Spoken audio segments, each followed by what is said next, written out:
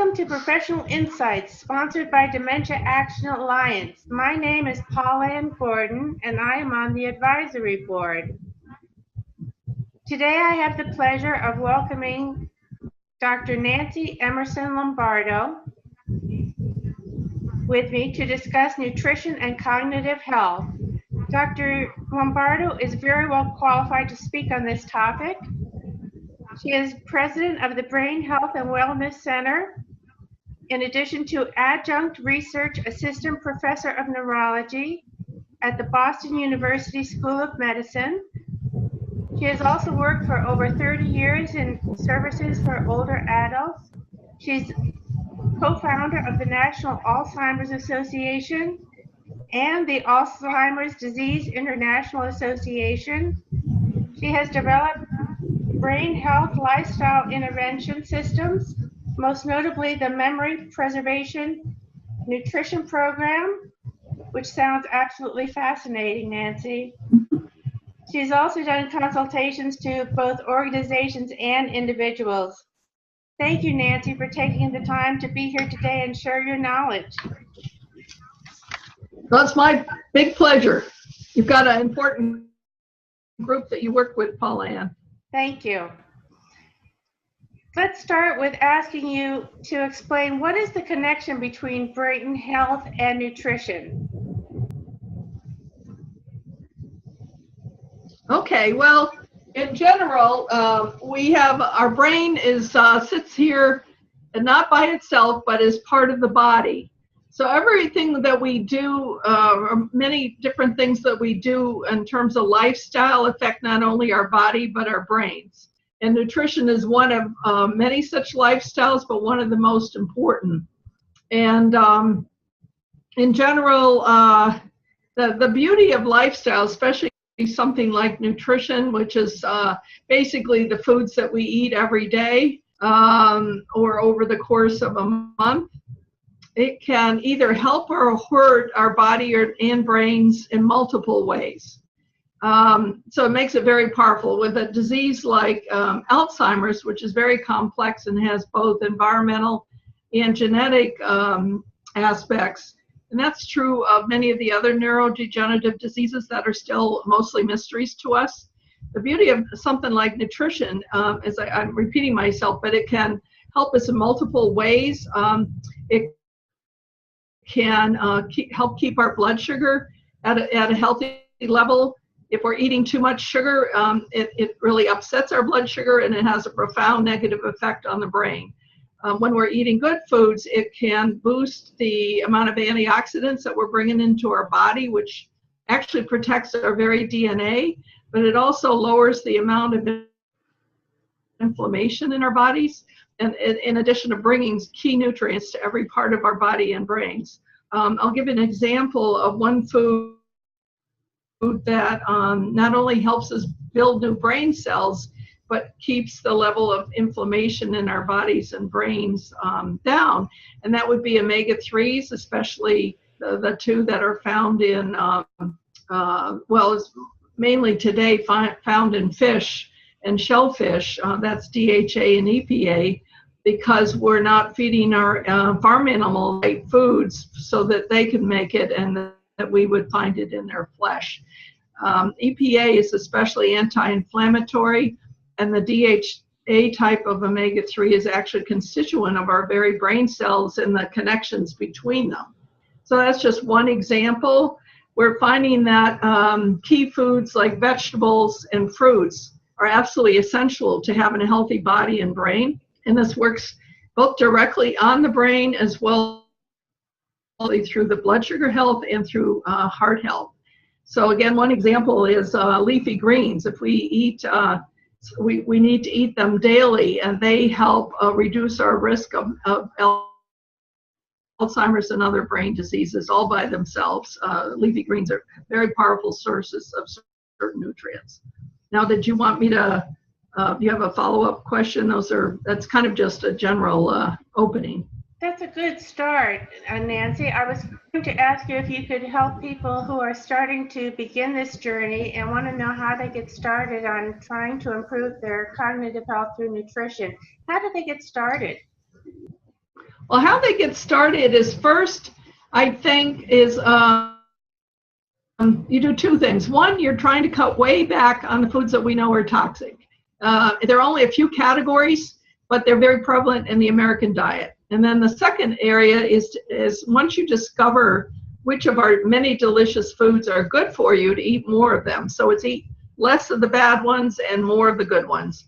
And you want to eat a variety. Now, what are the most toxic foods to the brain?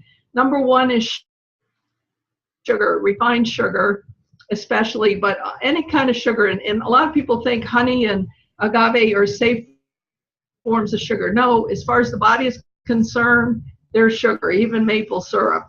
So you have to limit any kind of pure sugar product like that, because it not only wrecks your blood sugar, but it actually is very pro-inflammatory. It hurts your joints. But when you have inflammation in your brain, which sugar brings to it, it hastens your cognitive decline. It shrinks your hippocampus. It does all sorts of bad things, including speeding up the buildup of the problem protein, one of the two implicated in Alzheimer's, called beta amyloid. And then you also have to watch out about refined carbohydrates of all kinds, like white flour, white rice, whatever, because those foods our body converts right into sugar, and then you've got all the problems that sugar brings you. So you want to eat whole grains. Let's get into the good things. The only other food you have to watch out for is too much saturated fat. But we need to eat a goodly amount every day, so that is not as dangerous as the sugar. There's so many good foods. I already mentioned the leafy greens, vegetables of all kinds. They're probably the most essential to overall brain health. Then you have, I mentioned the omega-3s. They come to us through many of the vegetables, as a matter of fact, not just by eating fish and shellfish and grass-fed animals. We want to keep down the amounts of pro-inflammatory oils that we can find if we eat too many of other vegetable oils that have a lot of what are called omega-6s. So you don't want too much corn oil, and most vegetable oils, except olive oil and canola oil, are especially good for us. And then you want monounsaturated fatty acids that are found in olive oil and lots of seeds and nuts. So among the other foods you want to target are, it would be great if you would eat nuts or seeds every day. A small handful, 1 ounce, would be great if you could do that. And then if you eat some beans or lentils or anything in the dried or fresh bean category, again, daily is great, but if you could do it 5 times a week, that would be wonderful. And fruits are not quite as important as vegetables, but that's nature's way of giving us our healthy sweets, is by eating fruit. And it would be ideal to eat 2 or 3 servings of fruit every day. Vegetables is more important. I recommend like 4 servings of vegetables a day if you can do it. And then I mentioned fish and seafood. You should have, ideally, at least 3 times a week, eat fish or seafood. You could eat it every day, and because if you like it. One thing we know is that when Americans tend to eat too many animal foods of all kinds. The worst for us are the red meats like beef, pork, ham. Any of the processed meats are doubly bad for us because of the processing adds elements that are not healthy for us. But red meat itself is when we eat too much of it, can give us a lot of detrimental effects for our brain. Let's see, I'm looking at my list here. I'm going to hold it up. So okay. I don't know if our viewers can see it, but you can go to my website. Yeah, your website is. So basic. You want to tell us about your website? brainwellness.com.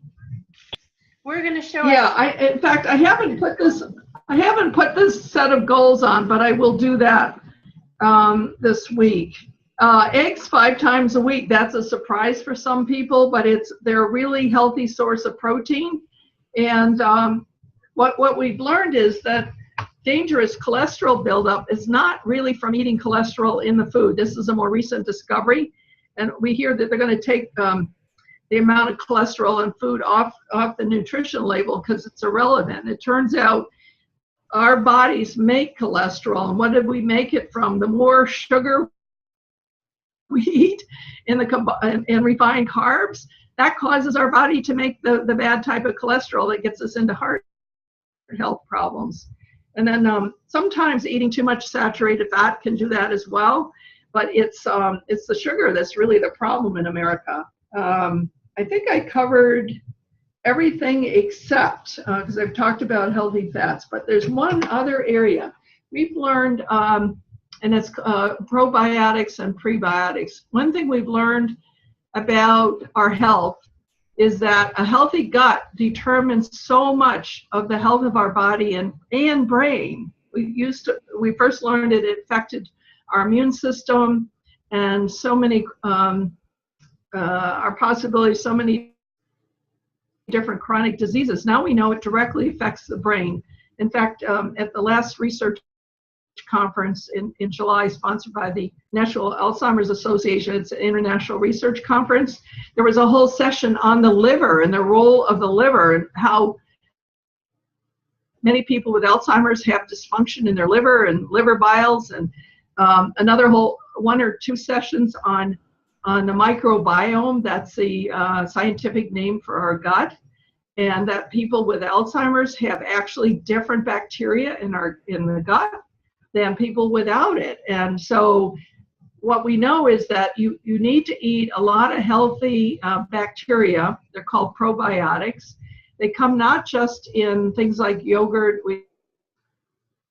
like yogurt, buttermilk, cottage cheese, and ricotta, but actually a much better source, or at least complementary source, are pickles and fermented foods of all kinds. And I just learned you could make pickled cucumbers really, really easy. Water, salt, a little garlic if you like it, and some dill weed, and you got good refrigerator pickles in 3 days. How about that?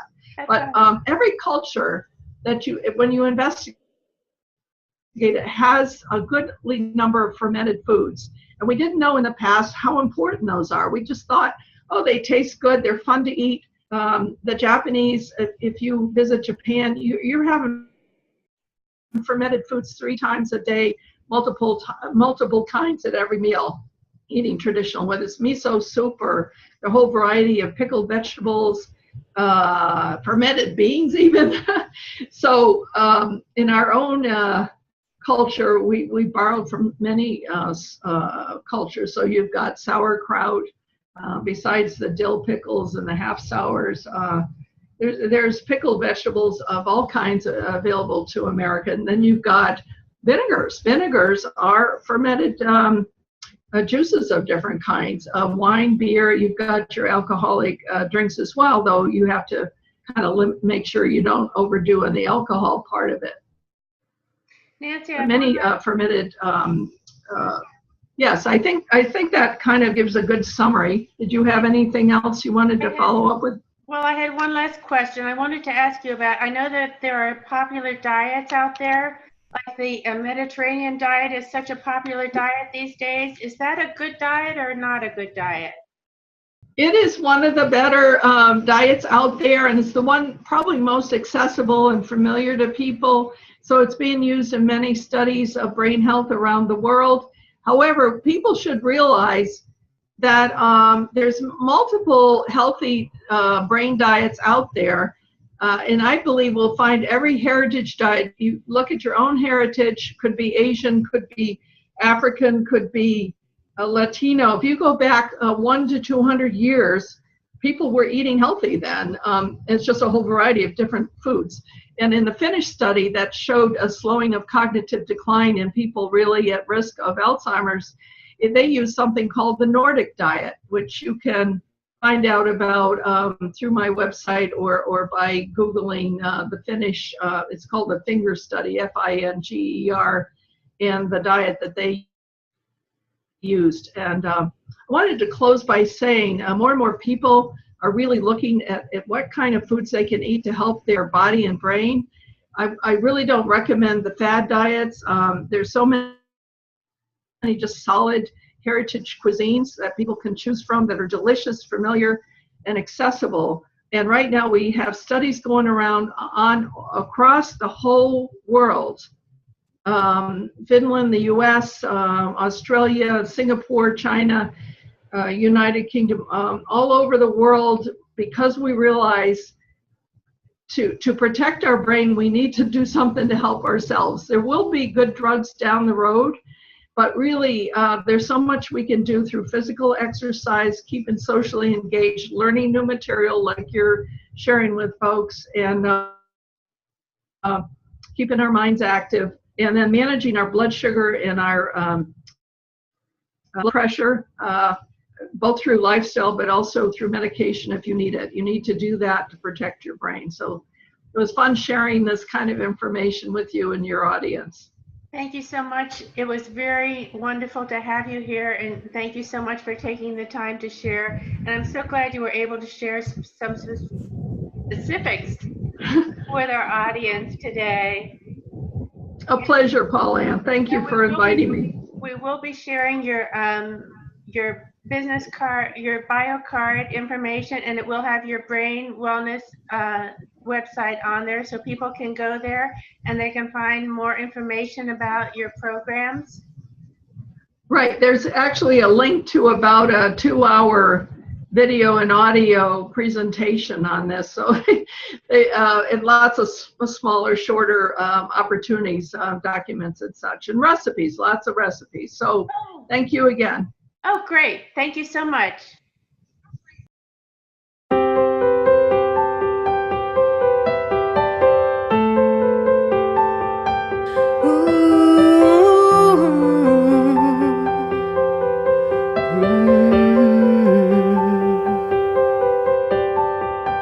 We're living beyond dementia, connecting our lives to help us survive, so we live our time to the fullest we can.